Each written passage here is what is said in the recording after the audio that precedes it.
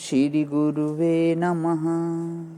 ध्यानमूलं गुरुर्मूर्तिः, पूजामूलं गुरुर्पदं, मन्त्रमूलं गुरुर्वाक्यं, मोक्षमूलं गुरुकृपा।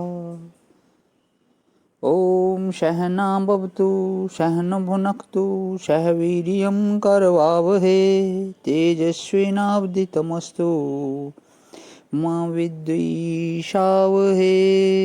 ओम शांति शांति शांति। प्रणाम भगवान श्री आलू वाले बाबा जी का दिव्य बहुत ही गूढ़ ग्रंथ, जिसमें भगवान महावाक्य, और उसमें आज अध्याय भी हमारा प्रारंभ हो रहा है महावाक्य। तो इसको पेज नंबर भगवान 49।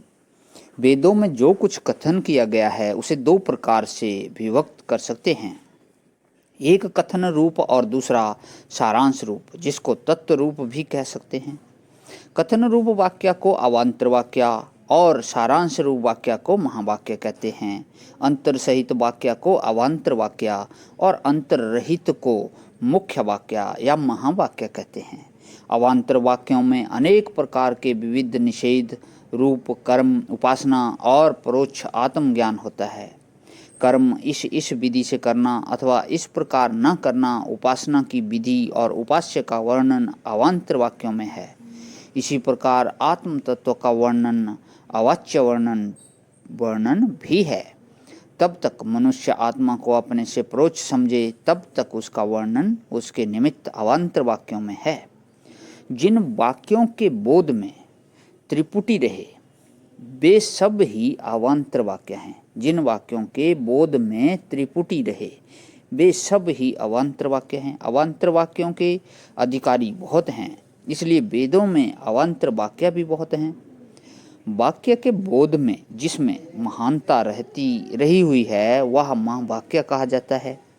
महावाक्य से अधिकारी को जो बोध होता है वह त्रिपुटी रहित होता है और अवान्तर वाक्य का बोध परोक्ष ही होता है। महावाक्य का बोध भी परोक्ष और अपरोक्ष दो प्रकार का होता है।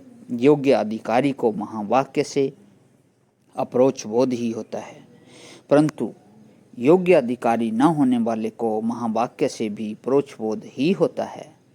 परोक्ष बोध न होने में अधिकारी की मंदता अथवा अनधिकार का ही दोष है, महावाक्य की सामर्थ्य का नहीं है। अवान्तर वाक्यों की अपेक्षा महावाक्य थोड़े हैं। अनेक महावाक्यों में से आचार्यों ने हर एक वेद के एक एक वाक्य को मुख्य महावाक्य कहा है। ऋग, यजु, साम और अथर्व 4 वेद हैं। ऋग्वेद का महावाक्य प्रज्ञानम ब्रह्म, यजुर्वेद का अहम ब्रह्मास्मि, सामवेद का तत्त्वमसि और अथर्ववेद का अयम आत्मा ब्रह्म है। इन चारों महावाक्यों का अर्थ उपाधि रहित जीव ही ब्रह्म है, ऐसा बोध कराता है। ऋग्वेद के ऐत्रेय उपनिषद के अध्याय 3 मंत्र 3 में प्रज्ञानम ब्रह्म, यजुर्वेद के बृहदारण्यक उपनिषद के 1:4-10 में अहम ब्रह्मास्मि, सामवेद के छांदोग्य उपनिषद के 6ठे प्रपाठक में तत्त्वमसि और अथर्ववेद के मांडुक्य उपनिषद के 1:2 में अयम आत्मा ब्रह्म महावाक्य है। और इसी में आगे भाग त्याग लक्षणा से जीव ब्रह्म की एकता का बहुत सुंदर चार्ट दिया हुआ भगवान कि एक तरफ महावाक्य और महावाक्य दिए हुए हैं चारों, फिर वेद दिए हुए हैं चारों, उपनिषद ऐत्रेय कौन कौन से हैं, जीववाचक क्या है, प्रज्ञानम प्रज्ञान अहम त्वम आत्मा, ईश्वरवाचक ब्रह्म ब्रह्म तत्व और ब्रह्म एकता क्या है, आनंद अस्मि असि अयम, इसको डाल दूंगा उसमें, बहुत सुंदर है।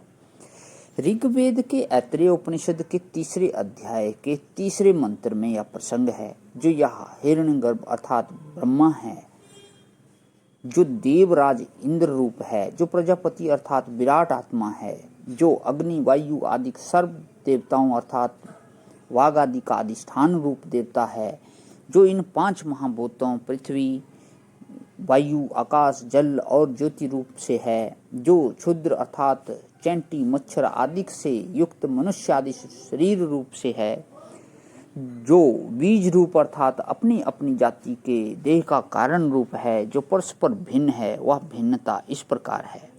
अंडज, जरायुज, स्वेदज, उद्भिज, अश्व, गैया, पुरुष, हस्ती रूप से जो जो दृष्टि का विषय है, जो पाद से गमन करने वाले प्राणी समूह हैं, जो आकाश में से नीचे उतर सकते हैं और जो बुद्धि से रहित हैं, वे सर्व तीन के भेद से रहित और स्वप्रकाश स्वरूप ब्रह्म से सत्ता पाने वाले हैं।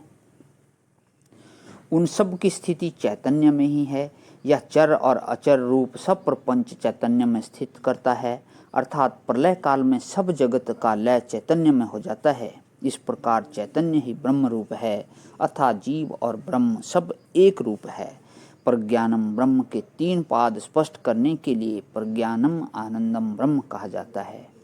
तो आज यहीं विराम। ओम शांति शांति शांति। प्रणाम भगवान।